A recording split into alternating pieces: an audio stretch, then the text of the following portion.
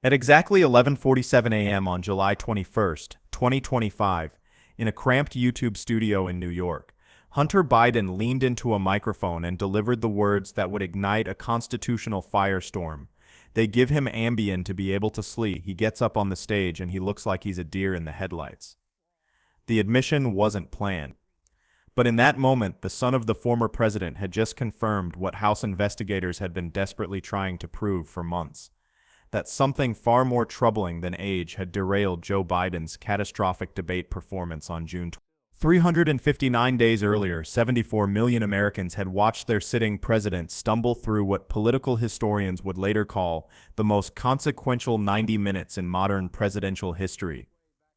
Now they had an answer from the president's own son.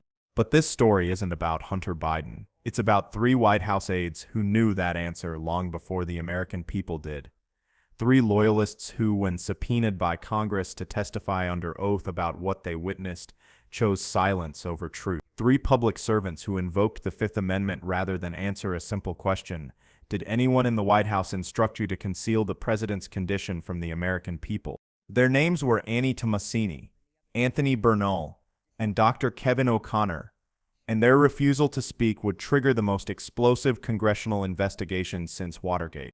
The woman hunting for answers was nothing like the typical Washington prosecutor.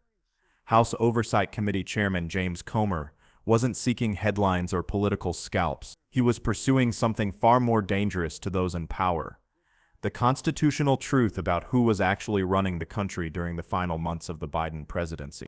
Because if Hunter Biden was telling the truth, if America's commander-in-chief had been medicated with a powerful sedative in the days leading up to the most important political moment of his career, then every executive action, every military decision, every signature on every document during that period was now under constitutional scrutiny. The stakes weren't just political, they were existential. At 11:50 a.m. that same morning, as Hunter Biden's explosive interview began trending worldwide, Tomasini was already on the phone with her attorney, the former deputy chief of staff for operations, the woman who had controlled access to President Biden more closely than anyone except his wife, knew exactly what questions were coming. She had spent the last 13 months watching Congress inch closer to the truth she had sworn to protect. The truth that would destroy not just a presidency, but the carefully constructed narrative that America's democracy had functioned normally during one of the most turbulent periods in modern history. Tomasini hadn't started her career planning to become the gatekeeper of presidential dysfunction. But somewhere between the pandemic isolation and the president's advancing age, her role had evolved from aide to protector, from scheduler to shield. The book Original Sin had described her influence with clinical precision. 5 people were running the country, and Joe Biden was at best a senior member of the board. Tomasini was one of those 5. Her partnership with Anthony Bernal, the First Lady's chief of staff, had been forged in the crucible of crisis management. While other aides came and went, Tomasini and Bernal had become the president's human GPS system, steering him through an increasingly complex world as his capacity to navigate it independently diminished. They scheduled his appearances around his energy level. They managed his interactions with the press. They even controlled who could speak with him directly. The arrangement had worked until June 20. That night, as America watched their president struggle to complete sentences and lose his train of thought on live television, Tomasini and Bernal knew something no one else in that CNN studio understood. They knew about the Ambien. They knew about the exhaustion. They knew about the impossible travel schedule that had left the 81-year-old president functioning on fumes and medication. Most importantly, they knew they couldn't let that information become public. The cover-up began immediately. Within hours of the debate's conclusion, the official narrative was already being crafted: fatigue, a cold, over-preparation. Anything but the truth about what had really happened in the weeks leading up to that stage in Atlanta. But Congressman James Comer had spent decades as a prosecutor before entering politics, and he recognized the signs of institutional deception when he saw them. The House Oversight Committee's investigation into Biden's mishandling of classified documents had already revealed troubling patterns of concealment and misdirection from the same inner circle. Now, armed with Hunter Biden's explosive admission Comer had the opening he needed to ask the questions that could topple a presidency, even a presidency that was already over. On August 6, 2025, Tomasini walked into a secure room in the Rayburn House office building for what would become the most watched congressional deposition since the Iran-Contra hearings. The former White House aide had spent her career navigating Washington's complex power structures with quiet efficiency. But now, facing a panel of House investigators armed with sworn testimonies and documentary evidence, she found herself in uncharted territory. The questions began simply enough: her role in the White House, her responsibilities, her relationship with the President and First Lady. But as the hours progressed, the interrogation narrowed to a laser focus on the period between June 1st.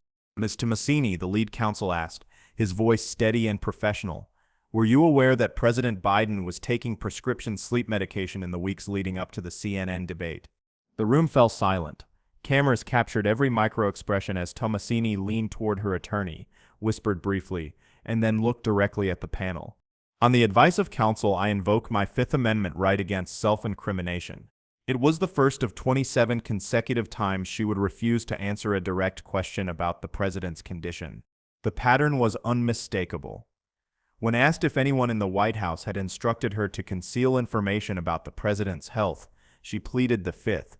When asked if she had advised President Biden on the handling of classified documents found in his garage, she pleaded the Fifth. When asked if she believed the American people had been deliberately misled about the president's cognitive state, she pleaded the Fifth.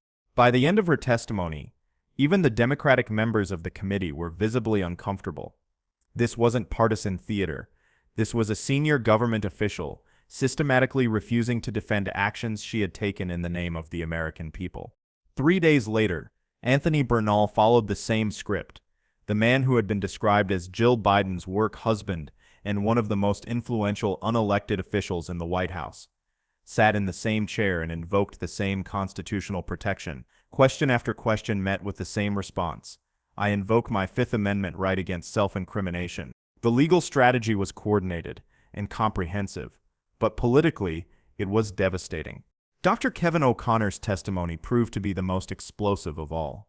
As the president's personal physician and a longtime Biden family associate, O'Connor held the keys to understanding not just what happened in June 2024, but what the White House had known about the president's condition throughout his entire term. The questions to O'Connor cut to the heart of presidential fitness and medical disclosure.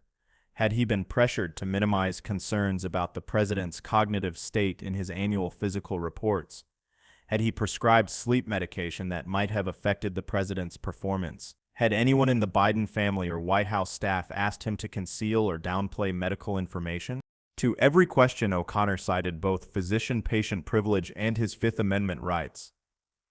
The man who had assured the American people of the president's fitness for office now refused to discuss that fitness under oath. The constitutional implications were staggering. If the president's own physician wouldn't defend his medical assessments under oath, what did that say about their accuracy? If the president's closest aides wouldn't testify about their actions in protecting his presidency, what were they protecting him from? Chairman Comer understood the gravity of the moment. This wasn't about partisan politics or electoral advantage. The Biden presidency was already over. This was about the fundamental principle that in America, no one is above the law, and no one is beyond accountability, not even the presidency itself. The evidence was mounting with each passing day. Internal White House documents obtained by the committee revealed a pattern of extraordinary measures taken to manage the president's public appearances. Detailed schedules showing debate preparation sessions that started at 11 a.m. and ended by 4 p.m., with mandatory rest periods in between. Email chains discussing optimal timing for media interactions based on the president's energy level. Staff protocols for managing his responses to unscripted questions. Most damning of all were the travel records. Despite multiple warnings from senior staff about the impact of extensive travel on an aging president, the White House had maintained a punishing international schedule right up until the debate. 5 back-to-back trips, 30 time zone crossings, 2 major summits, all in the 11 days before the most important political event of Biden's career. The picture that emerged wasn't one of deliberate sabotage, but of institutional recklessness. A White House so committed to maintaining the appearance of presidential vigor that it had ignored the reality of presidential limitation. Aides who knew their boss was struggling, but were too loyal, too invested, or too afraid to speak truth to power. Hunter Biden's revelation about the Ambien wasn't just an admission of medication use, it was the key that unlocked a much larger story about power, loyalty, and the dangerous intersection between personal devotion and public responsibility. But the most chilling revelation came from the timeline itself. According to travel records and scheduling documents, President Biden had returned from his final international trip on June 15, 12 full days before the debate. He had then spent 6 days at Camp David, ostensibly resting and preparing for his confrontation with Trump. If Hunter Biden's account was accurate, if his father had indeed been relying on Ambien to manage the sleep disruption from international travel, then the effects of that medication had potentially lingered far longer than anyone had publicly acknowledged. The president hadn't just been tired during the debate. He might have been functioning under the influence of a powerful sedative that affects cognitive function, memory, and reaction time for days or even weeks after use. The medical implications were profound. Ambien isn't just a sleep aid, it's a gamma-aminobutyric acid enhancer that can cause memory problems and cognitive impairment. In elderly patients, these effects can persist long after the medication leaves the system.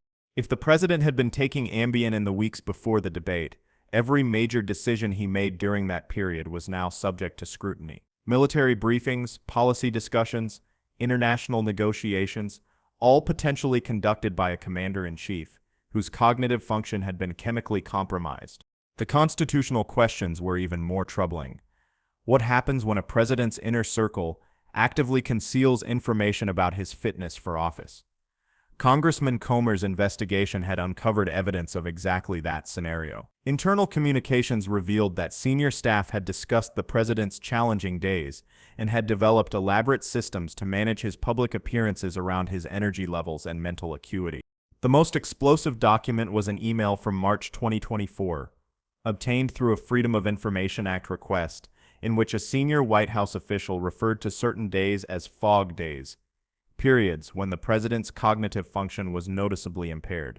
The email outlined protocols for rescheduling meetings, limiting press interactions, and ensuring that only essential decisions reached the president's desk during these episodes.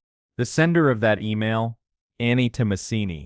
As the investigation expanded, it became clear that the June debate wasn't an isolated incident. It was the culmination of a pattern of concealment that had been ongoing for months, if not years. The 3 aides who had pleaded the Fifth weren't just protecting themselves from legal liability. They were protecting a conspiracy that had reached into every corner of the executive branch. The evidence suggested a shadow presidency, where unelected officials made critical decisions in the name of a president who was increasingly unable to make them himself. It was a scenario that struck at the heart of democratic governance. If the American people hadn't been told the truth about their president's condition, how could they have made an informed choice about his fitness for a second term? The political ramifications were immediate and far-reaching. Democrats who had defended Biden's cognitive abilities were forced to confront the possibility that they had been systematically misled by the White House. Republicans seized on the revelations as vindication of their long-standing concerns about presidential succession and the true chain of command during national crises. But beyond the partisan implications lay a more fundamental question. What happens to a democracy when the truth about its leader's capacity is hidden from its citizens? Chairman Comer's final report, released 3 weeks after the last deposition, painted a devastating picture of institutional failure. The Biden Autopen presidency, as the report was titled, detailed how critical executive actions had been delegated to unelected aides, how presidential communications had been managed by staff to conceal cognitive decline, and how the American people had been deliberately kept in the dark about their president's true condition.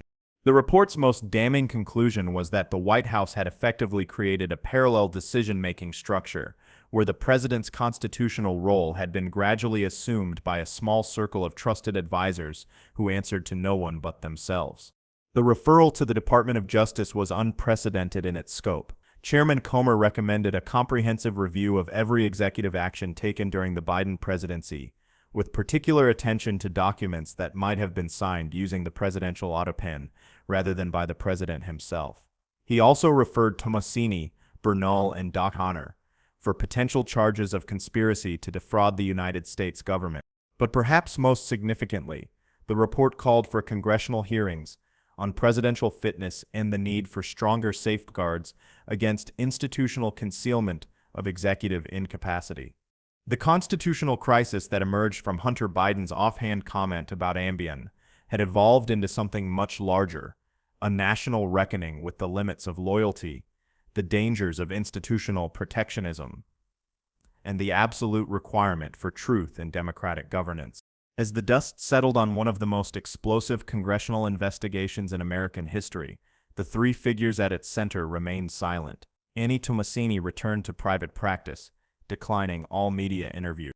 Bernal accepted a position with a Democratic consulting firm, his White House service a closed chapter. Dr. O'Connor continued his medical practice, his role as presidential physician now under investigation by multiple medical boards, but their silence spoke volumes.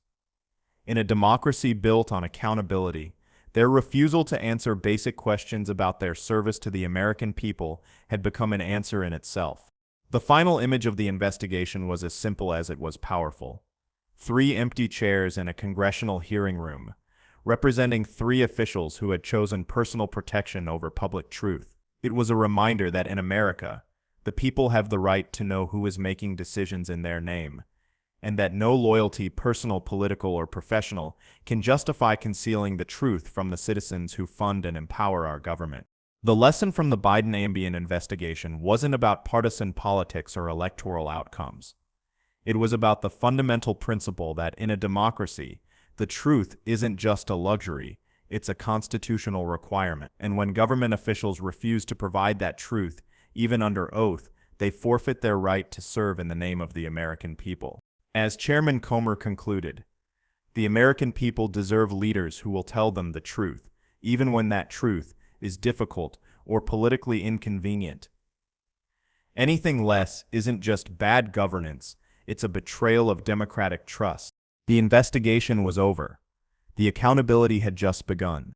What started with a son's admission about sleep medication had exposed institutional deception at the highest levels. It was a reminder that in America, no one has the right to decide what truths the people can handle about their elected leaders. The Constitution is clear. The president serves the people, not the other way around. And when that service is compromised, whether by age, medication, or simple human limitation, the people have the right to know. In the end, the 3 officials who refused to testify had answered the most important question of all. They had chosen their loyalty to one man over their duty to 330 million Americans. Democracy demands better. The American people deserve better. And the Constitution requires better. The Biden-Ambien investigation was over, but its message would echo through American politics for generations. Truth isn't just the foundation of democracy, it's the only foundation that can support free government. Without truth, there is no accountability. Without accountability, there is no democracy.